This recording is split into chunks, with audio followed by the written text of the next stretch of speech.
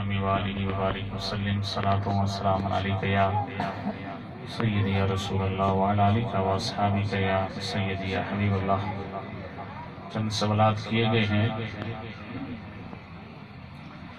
پہلا سوال یہ ہے کہ جانوروں کو آپس میں لڑانے کا کیا حکم ہے؟ میرا خیال میں یہ بھی کوئی بتانے والی بات تو نہیں ہے، ہر ایک کو مسئلہ معلوم ہے۔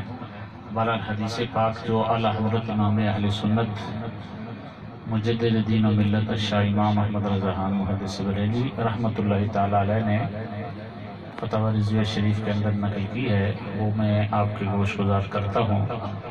اعلیٰ حضرت فرماتے ہیں نہا عن تحریش، نبی کریم صلی اللہ تعالیٰ علیہ وسلم نے جانوروں کو آپس میں لڑانے سے منع فرمایا ہے۔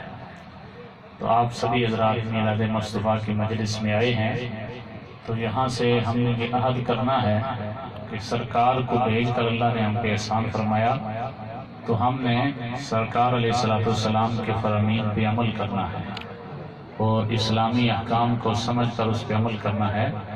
تو واضح طور پر حدیث پاک ہے کہ نبی پاک صلی اللہ تعالیٰ علیہ وسلم نے جانوروں کو آپس میں لڑانے سے منع فرمایا ہے۔ اس حدیث کے تحت علماء کرام نے فرمایا، فقہاء اعظام نے لکھا ہے جانوروں کو آپس میں لڑانا یہ حرام ہے۔ تو جانوروں کو جو آدمی لڑواتا ہے وہ کبیرہ گناہ کا مرتکب ہوتا ہے، تو اس لیے ایسی مجلس میں جانا بھی علماء نے حرام لکھا ہے، اور ایسے بلال ایسے میدان جہاں یہ سوری معاملات ہوں تو اس سے بچنا نہایت لازم اور واجب ہے۔ دوسرا سوال یہ کیا گیا کہ شادیوں پر گانے لگانے کا کیا حکم ہے؟ گانا ویسے ہی حرام ہے، ہاں شادی ہو یا غیر شادی ہو، کسی بھی موقع پر گانا یا گانا سننا دونوں کی اجازت نہیں ہے۔ شادی کے موقع پر ہمارے ہاں انتہائی بہت کبھی اور بدترین یہ رسم ہے، وہ جس کے گھر شادی شروع ہوتی ہے وہ چھتوں پہ سپیکر لگا دیتے ہیں، ڈیک لگا دیتے ہیں، اور پھر وہ گانے پورا محلہ پورا علاقہ سنتا ہے۔ مجھے آپ ایمان سے بتائیے کہ اس کی شرع اجازت دیتی ہے؟ شرع میں ویسے ہی گانے سننا، گانے گانا یا اس میں حصہ بننا ویسے ہی حرام ہے، منع ہے، گناہ ہے۔ ایک تو یہ ویسے ہی گناہ ہو رہا ہے، وہاں رب العالمین کا غضب نازل ہوتا ہے۔ دوسری کہ علل اعلان سارے محلے والوں کو بھی ہم گناہگار کر رہے ہیں، کہ وہ جو نہیں سننا چاہتے انہیں بھی سنائیں۔ آپ دیکھ لیجئے کتنا بڑا گناہ ہے کہ جس کے کان میں آواز جائے گی گانے کی تو آپ سبھی حضرات کو گناہگار کر رہے ہیں۔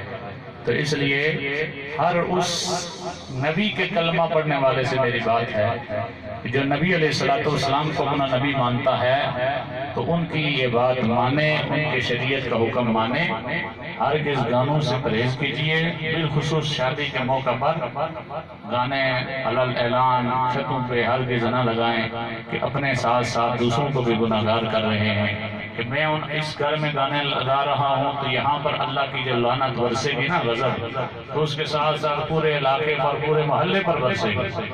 تو اس لیے خدا را ایسی باتوں سے پرہیز کیجئے، اللہ ہمیں عمل کی توفیق عطا فرمائے۔ گالی گلوچ ایک دوسرے کو کرنے کا کیا حکم ہے؟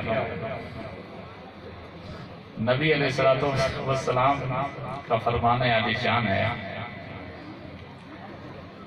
سباب المسلم فسوق، مسلمان کو گالی دینا یہ فسق ہے، گناہ ہے، کبیرہ گناہ ہے۔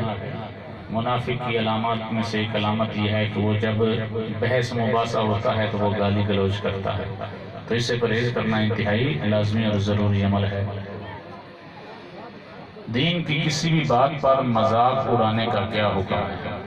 دیکھیے، دین کی کسی بات پر مذاق اڑانے کا مسئلہ بڑا حساس ہے۔ دنیا کے معاملات میں یا کسی عام بندے کی جو بات ہے مذاق اڑانا، یہ بھی منع ہے۔ نبی علیہ السلام کی شریعت کا مسئلہ یہ ہے کہ کسی بھی مسلمان کا دل دکھانا حرام ہے۔ ٹھیک ہے، ایسی مذاق جس سے کسی کا دل دکھے بہت سخت عمل ہے، اس سے پرہیز کرنا ضروری ہے۔ جہاں تک دین میں مذاق کرنے کا معاملہ ہے تو یہ انتہائی سخت عمل ہے۔ اگر دین کے کسی مسئلے کا کسی نے مذاق اڑایا تو خدشہ ہے کہ کہیں وہ بندہ کافر ہی نہ ہو جائے، اسلام سے نہ نکل جائے۔ اسی دین کی کسی بات کا مذاق نہیں اڑانا، ہر حال میں اس سے اجتناب کرنا لازم ہے، فرض ہے۔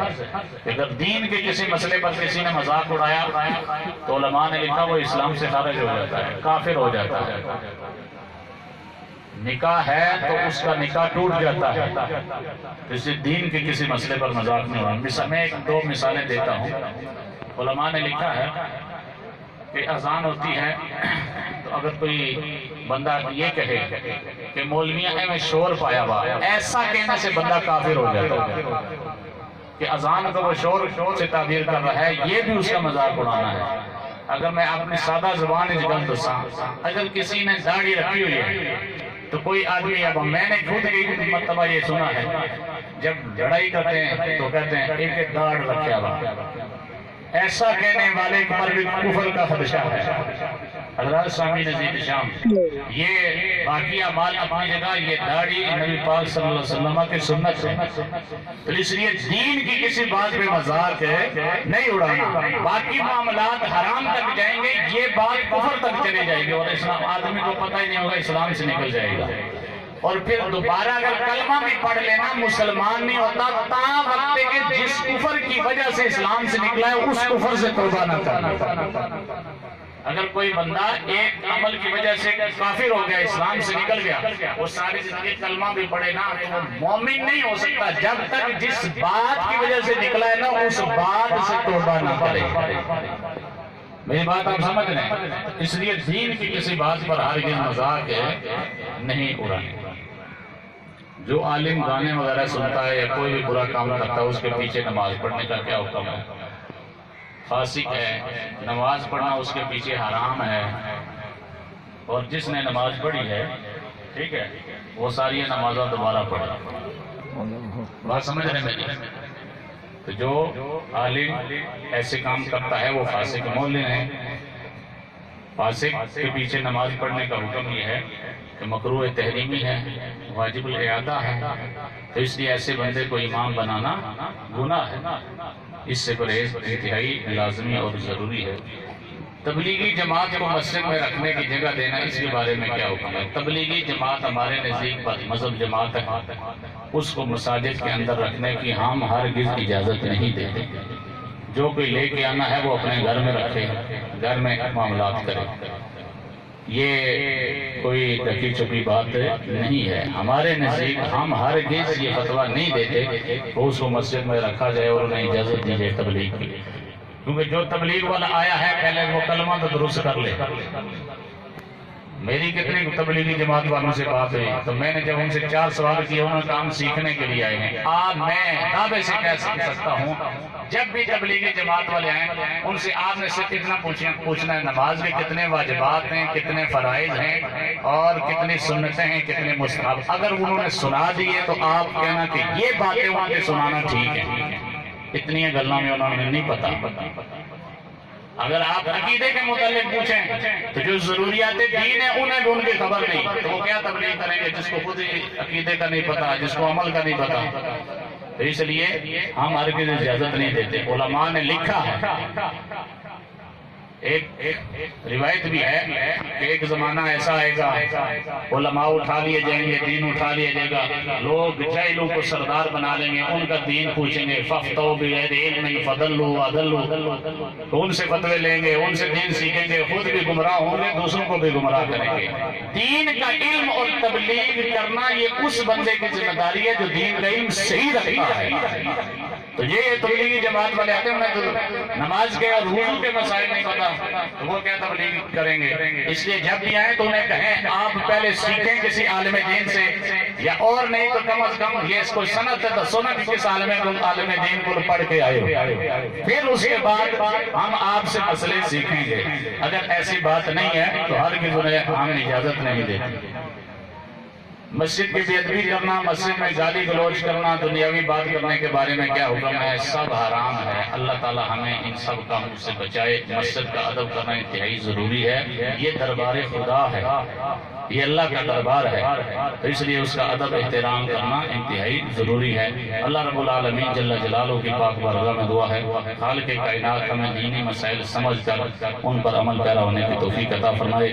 میرا خیال ہے تقریباً بہت سارے حضرات نے وضو کر لیے ہے، ابھی اذان ہوتی ہے، ساتھ سنتیں ادا کی جاتی ہیں۔